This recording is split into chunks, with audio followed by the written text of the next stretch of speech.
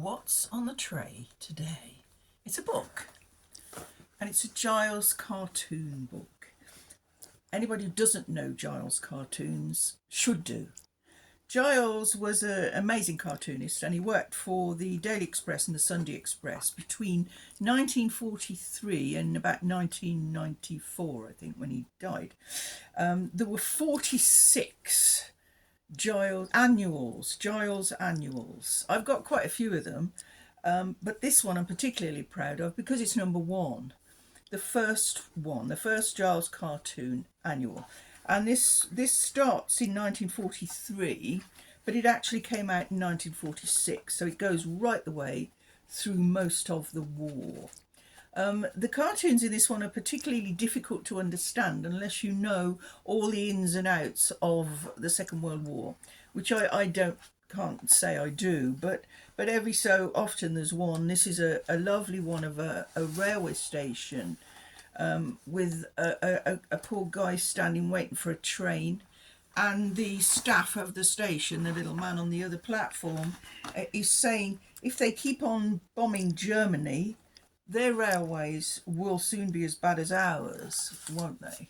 So it's quite funny. It's the way it's drawn. There's every brick in that station building. You know what colour the paint is. You know everything about that station. It's such British popular culture, such social history. Here's another one which has a poor, very beautiful young woman arriving with she's a GI bride, and she's been taken by her GI to America. She's wearing a fur coat and she's gorgeous, and he says, "But honey, where did you get the idea that all Americans live in skyscrapers?"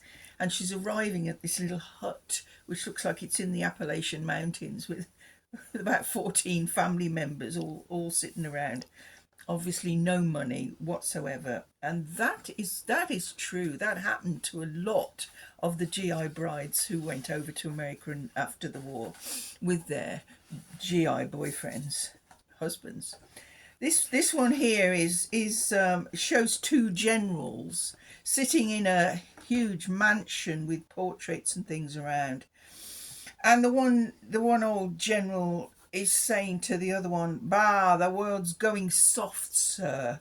We managed our wars without atom bombs in my young days."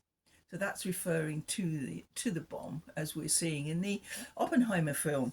So everything is mentioned in Giles cartoon books. They are absolutely wonderful.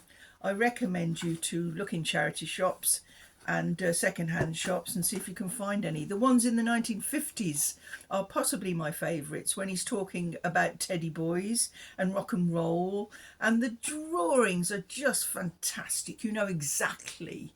You could do costume reenactment from Giles cartoons.